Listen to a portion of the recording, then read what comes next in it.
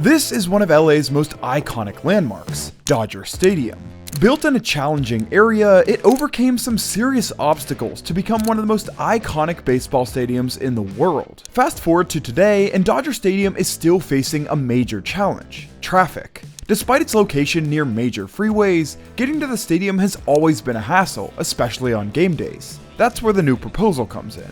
A 1.2-mile aerial gondola system, running from Union Station to Dodger Stadium. 7 minutes, overhead, with the capacity to move thousands of fans without the usual traffic. But of course, it's not that simple. Legal concerns, environmental impacts, community issues. Could this be the solution that Los Angeles has been waiting for, or will it fall short? Today we'll talk all about this ambitious plan.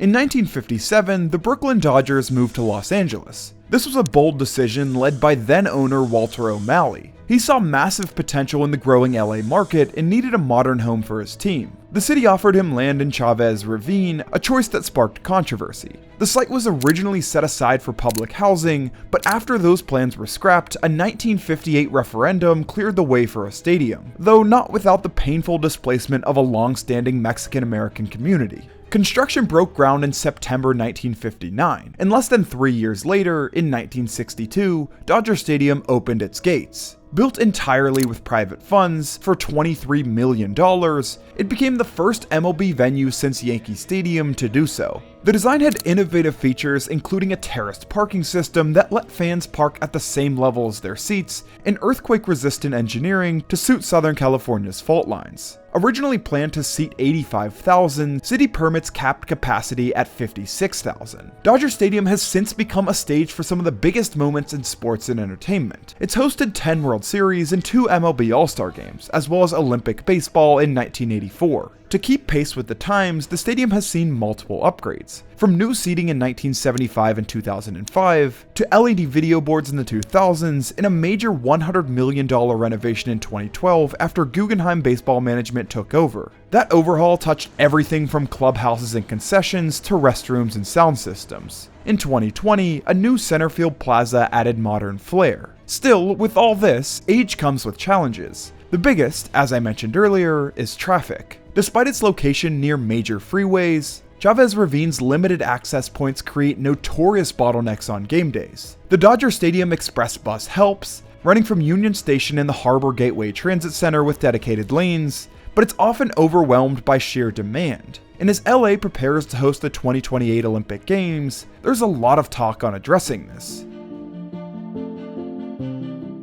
To combat the persistent challenge of traffic congestion around the stadium, the Los Angeles Aerial Rapid Transit, or LAART, was introduced. The project proposes the construction of a 1.2-mile aerial gondola system connecting Los Angeles Union Station directly to the stadium property, with a planned intermediate stop at the LA State Historic Park near Chinatown. The primary objective of this project is to provide a high-capacity, efficient, and sustainable transportation alternative for fans, thereby reducing traffic congestion in the vicinity of the stadium. The project is financially backed by former Dodgers owner Frank McCourt through his company Aerial Rapid Transit Technologies LLC. The proposed route would commence at an elevated station situated adjacent to Union Station and extend northwards above Alameda Street before turning west towards Dodger Stadium. A key feature of the plan is the intermediate station located near the southwestern entrance of the historic park, in close proximity to the Chinatown neighborhood. This stop aims to serve not only individuals traveling to and from Dodger Stadium, but also residents and visitors of the Chinatown area, which they claim will potentially boost local businesses and enhance community connectivity. The estimated travel time for the entire journey from Union Station to Dodger Stadium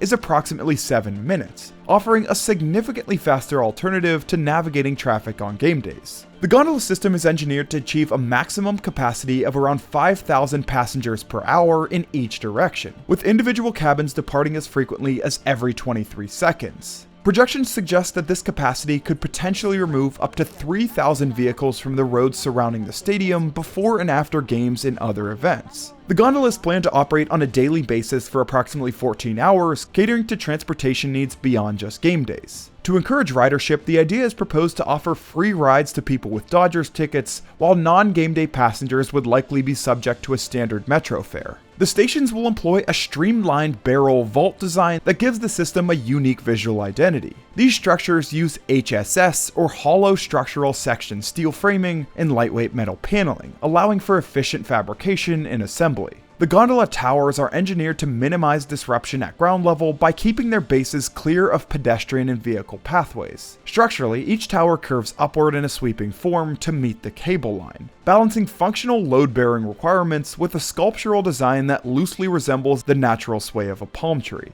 Each gondola cabin is designed to carry between 30 and 40 passengers, and there's a prototype of one currently sitting just outside the field. One reason the gondola concept is gaining traction is due to its connection to the existing regional transit system. With Union Station as its starting point, a hub for Metrolink, Amtrak, Metrorail, and numerous bus lines, it offers fans a direct and convenient way to reach the stadium. And if you're wondering why a subway station hasn't been built instead at Dodger Stadium, it's largely due to the stadium's challenging topography and the high construction costs associated with deep tunneling in such a densely built area. Though the idea has been considered before, it's never proven practical. So with all of this in mind, why does this project keep making headlines?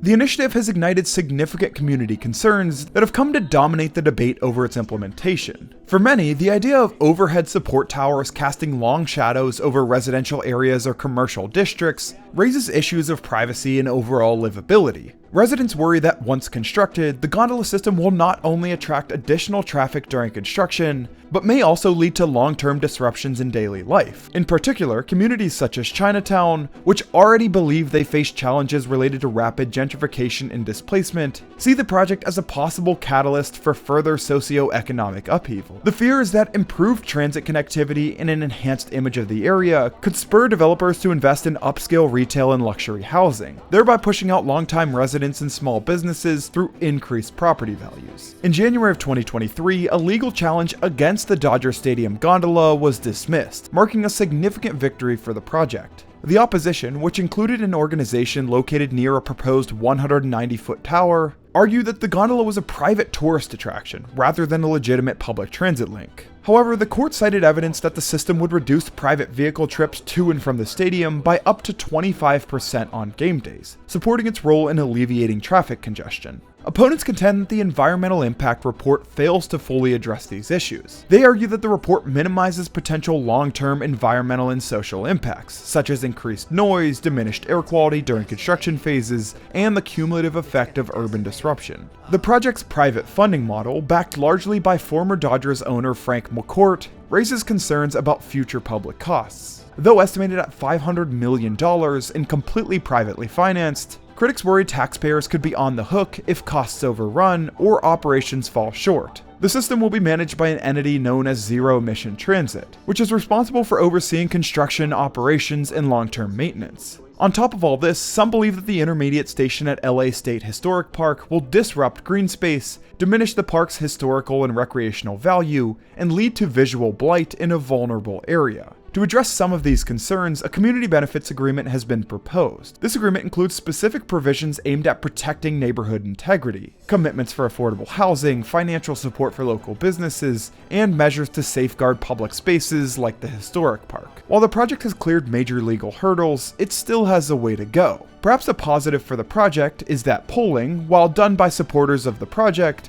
shows that around 70% of LA County residents support the idea. Further progress depends on final improvements from city agencies, Caltrans, and much more. Getting all the approvals and construction completed before its proposed opening ahead of the 2028 Olympics is most likely asking too much, but I guess we'll have to wait and see. But while we've been talking about LA's potentially very visible transportation system, there's another system, largely invisible, that's quietly moving your personal information behind the scenes. Data brokers are part of a massive, largely unregulated industry that profits by collecting and selling your private data. Your name, email, home address, shopping habits, browsing behavior, and even your estimated income. These companies often operate without your knowledge, and their databases are used by marketers, insurance firms, and even background check services. That's where Incogni comes in. Incogni is a powerful privacy tool that works automatically on your behalf to send legally binding removal requests to the companies buying and trading your personal information.